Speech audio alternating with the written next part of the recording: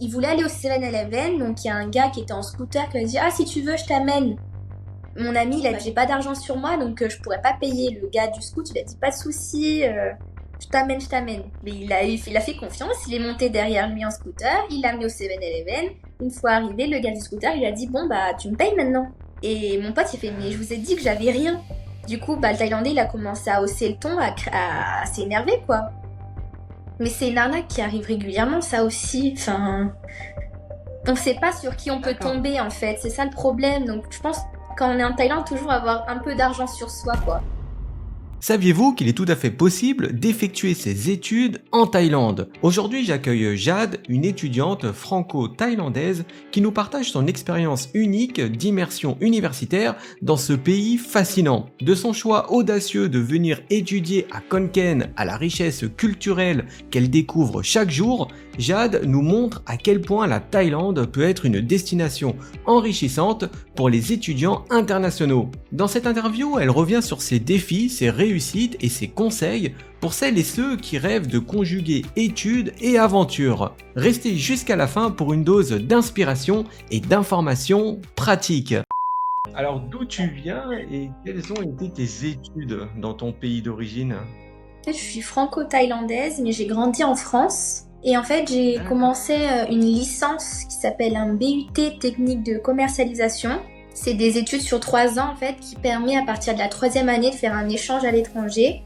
Donc c'est pour ça que j'ai choisi la Thaïlande pour ma 3e année. Comme ça, je reste quand même dans mes études françaises, mais en Thaïlande. C'est une école française oui. Privée? Non, c'est un BUT, donc c'est public.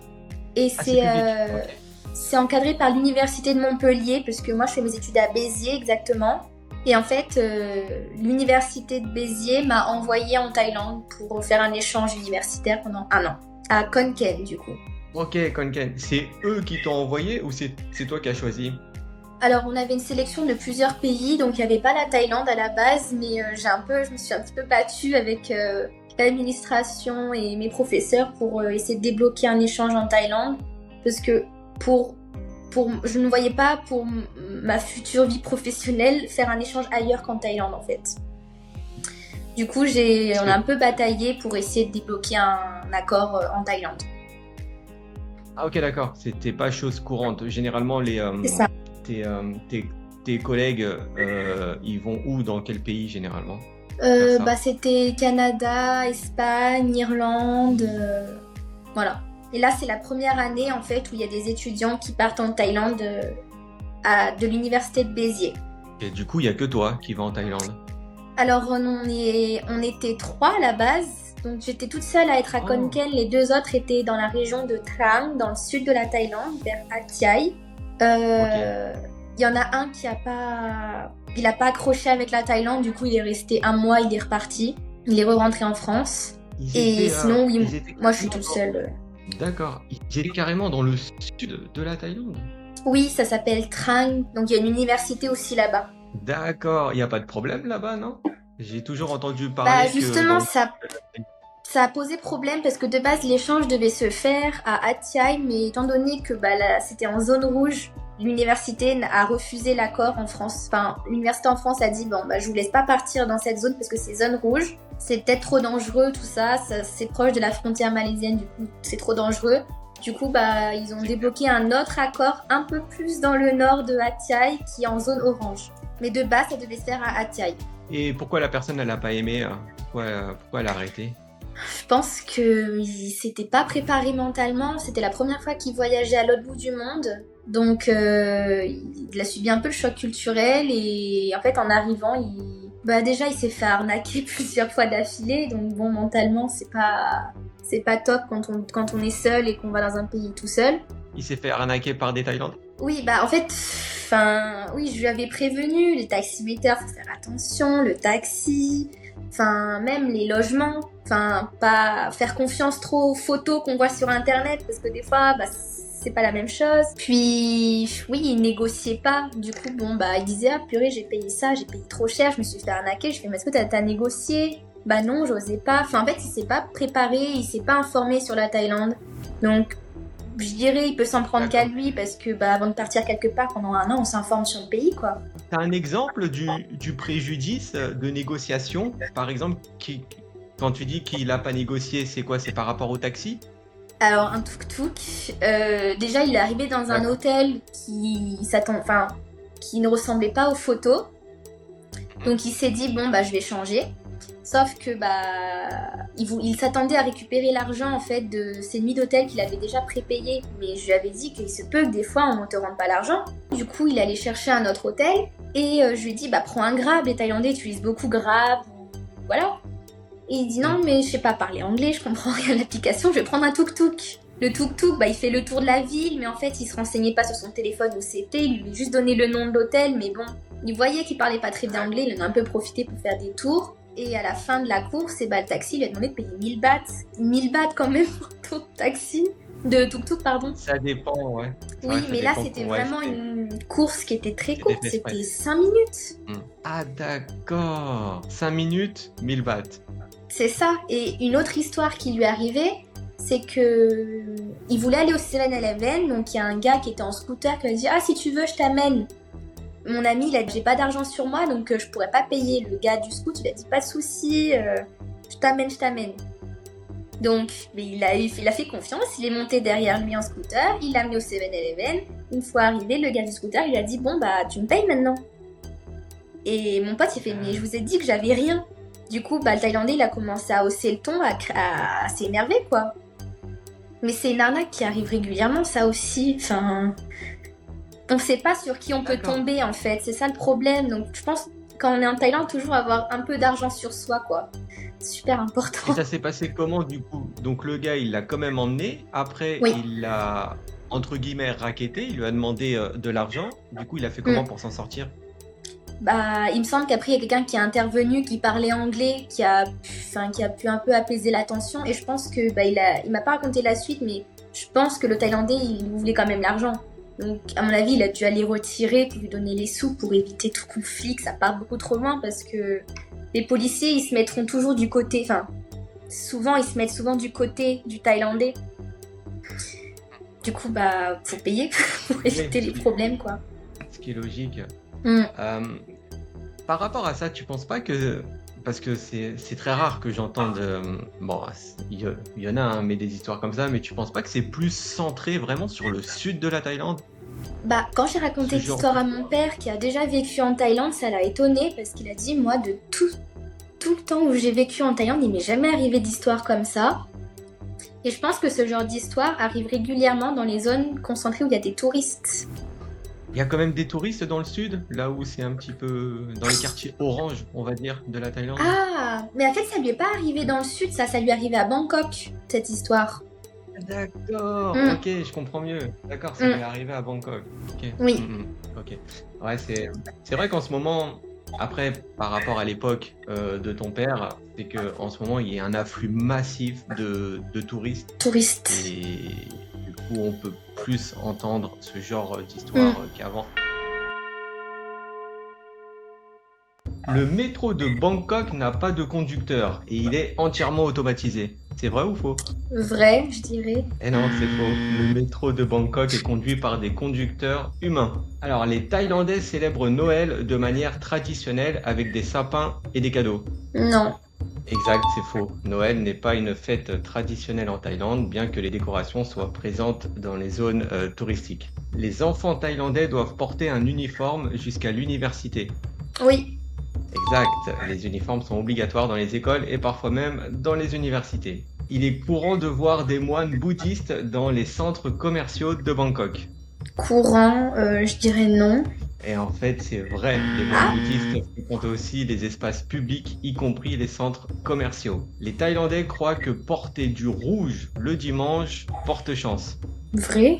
Ouais, c'est vrai, chaque jour de la semaine est associé à une couleur en Thaïlande et le rouge est associé au dimanche. Comment tes parents se sont rencontrés? Parce que du coup, ton père est français ou thaïlandais, non?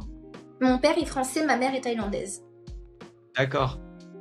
Ils se sont fréquentés plusieurs jours, je pense. Ils sont devenus amis, puis en fait, c'est parti d'une journée où mon père et mon oncle ont voulu apprendre à ma mère et son amie à faire des crêpes.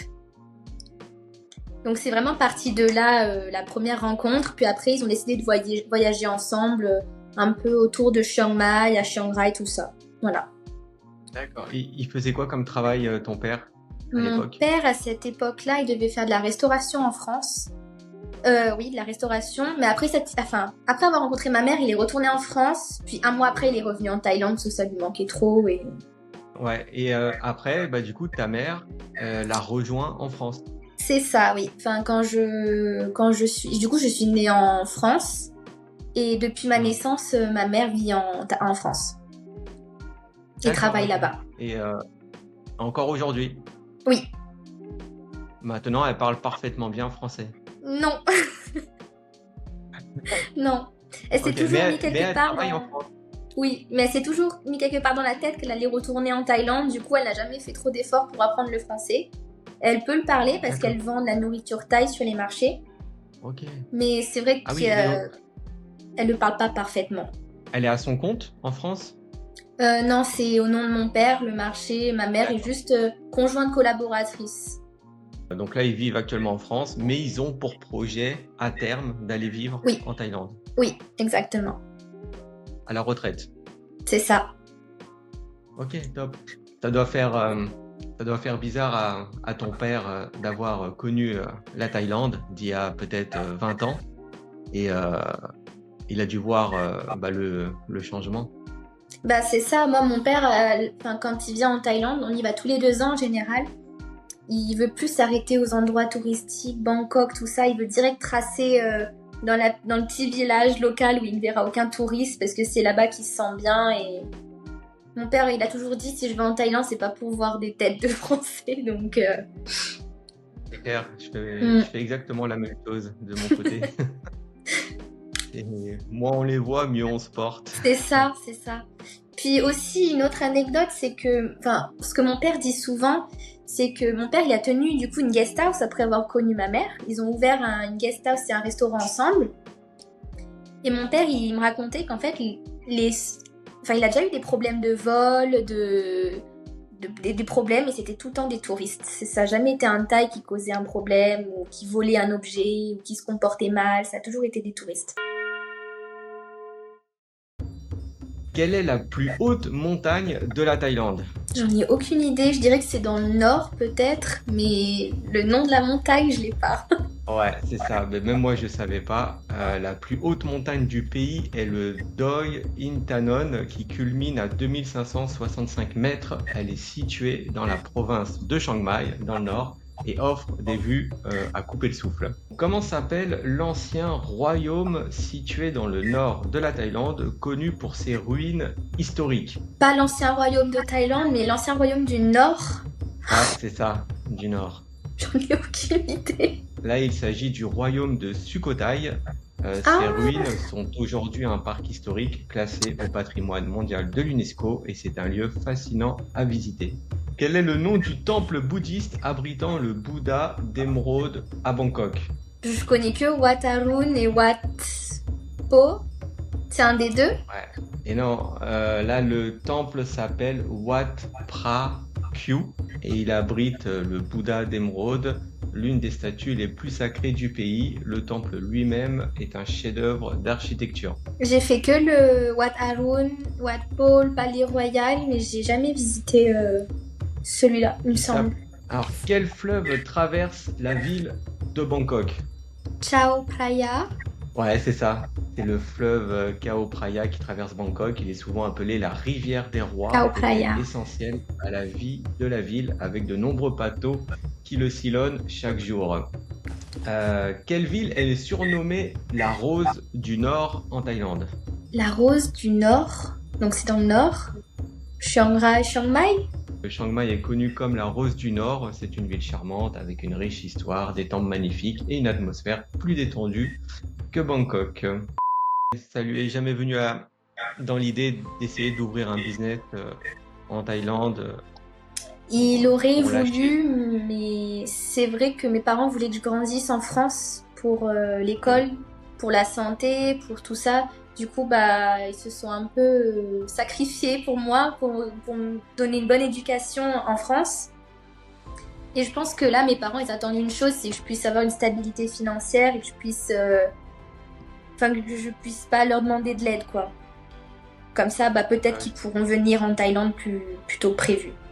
Donc là, par rapport à ton parcours scolaire, donc tu as fait déjà tes 2 ans à Montpellier, c'est ça? À Béziers, oui. À Béziers, voilà. Et là, 1 an en immersion en Thaïlande. Et après, il y a quoi? Il y a encore des études? Après, je sais pas. J'attends de voir si je vais avoir mon diplôme déjà, mais je pense que je vais l'avoir. Je sais pas encore si je continue ou pas les études. Tout dépend si on me propose en fait une bonne offre en Thaïlande, si on me trouve un emploi ici ou pas, parce que bah, c'est vrai que je me sens beaucoup mieux en Thaïlande en fait, finalement. Donc si on me propose une offre professionnelle ici, je continuerai pas les études, je pense. Dans tous les cas, tu verrais plus faire ta vie professionnelle directement en Thaïlande. Pour le moment, ou sinon entre les deux, faire 6 mois, 6 Entre mois. les deux. Alors, tu as grandi donc avec un père français, une mère thaïlandaise. Comment ça s'est passé ton enfance par rapport à la langue thaïlandaise? Est-ce que ta mère te parlait régulièrement en thaïlandais? Alors, j'ai eu la chance d'avoir une maman qui m'a toujours parlé en thaïlandais depuis que je suis toute petite. Donc en fait, j'ai un peu grandi en ayant du côté de mon père le français, du côté de ma mère le thaïlandais, et entre mes deux parents l'anglais. Du coup, ça m'a permis de D'accord. grandir en fait avec 3 langues. Donc je parle pas le thaïlandais parfaitement parce que bah j'ai que le thaïlandais familial, on va dire, le vocabulaire dans le cadre familial. Mais le français, je le parle, bah, c'est ma langue maternelle. L'anglais, je me débrouille assez bien parce que j'ai entendu mes parents parler anglais toute leur vie. Et le thaïlandais, je me débrouille très bien quand même. Je sais juste pas Ouais, lire et l'écrire. mais tu comprends Oui, 80% d'une oui, conversation. oui, Ok. Et tu arrives à te faire comprendre sans problème oui, aussi. oui. Le problème, c'est que j'ai tellement parlé avec ma mère en thaïlandais que j'ai l'accent thaïlandais quand je parle. Du coup, quand je commence une discussion avec un Thaïlandais, il va croire que je le parle parfaitement, alors que je le parle pas parfaitement. Mais j'ai vraiment l'accent thaï. Enfin, j'ai pas d'accent français quand je parle thaï. Ta mère, elle est d'origine où en Thaïlande? Elle est originaire de Chiang Rai dans le nord. Ok, top. Donc là, tu es à Khon Kaen. Il n'y a pas beaucoup de touristes à Khon Kaen, si? Il n'y en a pas beaucoup. Les touristes qu'on voit, c'est des personnes âgées en général qui sont mariées à des Thaïlandaises. On les voit vraiment Oui. dans des zones spécifiques de la ville. C'est-à-dire qu'on va pas les voir n'importe où, ces touristes. À Khon Kaen, il y a une ruelle où il y a tous les gros hôtels, en fait, et les touristes, on va les voir que ici. Dans des bars, D'accord. dans les gros hôtels, ou dans les cannabis, les coffee shops, les cannabis shops, on les verra là aussi. Mais c'est vrai que j'en ai pas vu énormément. Ou sinon, les autres étrangers qu'il y a, c'est des étudiants comme moi qui sont en échange ici. Il y a beaucoup d'étudiants alors quand même, hein? Alors, dans mon université, moi je suis à KKUIC, c'est une université International College. Donc, c'est une université en anglais qui se concentre sur le commerce, l'import-export, le marketing, tout ça. Et cette année, on est 6 étudiants d'échange qui viennent D'accord. d'Europe, d'Amérique et d'Asie aussi, du Japon et du Vietnam. Cette école-là, elle est privée normalement, celle-ci. Alors je sais pas si elle est privée, mais elle est payante pour les Thaïlandais. Alors, elle est payante pour les Thaïlandais. Oui. Et pour nous, toi, c'est qui paye?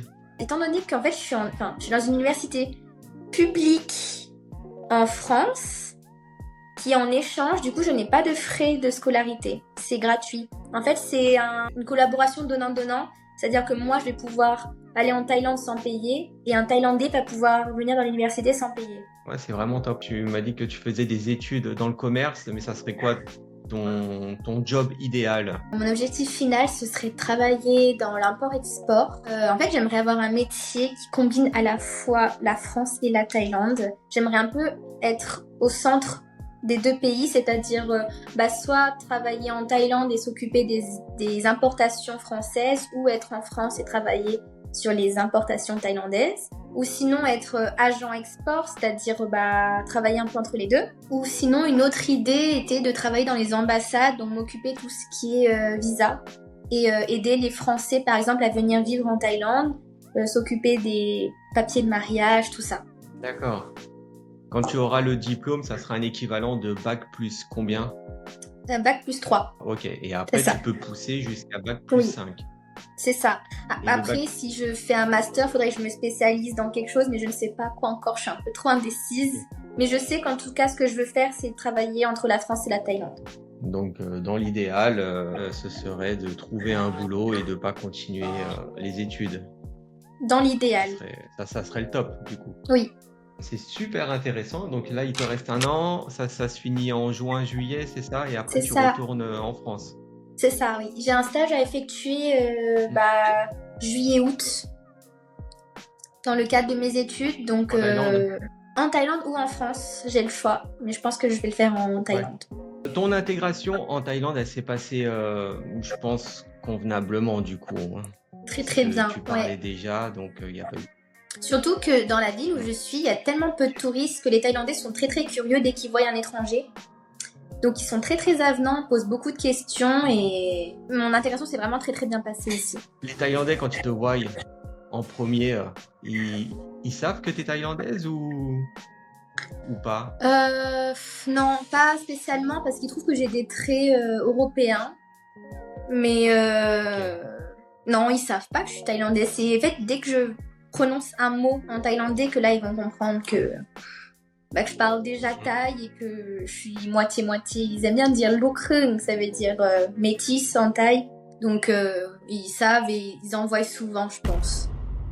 J'espère que cette interview avec Jade vous a ouvert de nouvelles perspectives sur les opportunités d'études en Thaïlande. Comme elle l'a si bien dit, ce pays n'est pas seulement une destination touristique, mais aussi un lieu d'apprentissage et de croissance personnelle pour les étudiants du monde entier. Si vous êtes étudiant et que vous rêvez d'élargir vos horizons, pourquoi ne pas envisager la Thaïlande comme prochaine étape de votre parcours? Pensez à explorer les programmes d'échange et préparez-vous à vivre une aventure qui pourrait radicalement transformer votre vie. Merci d'avoir suivi cette vidéo et dites-moi en commentaire si vous envisageriez de faire vos études en Thaïlande. Et ne partez pas sans vous abonner car de nouvelles vidéos passionnantes arrivent très prochainement.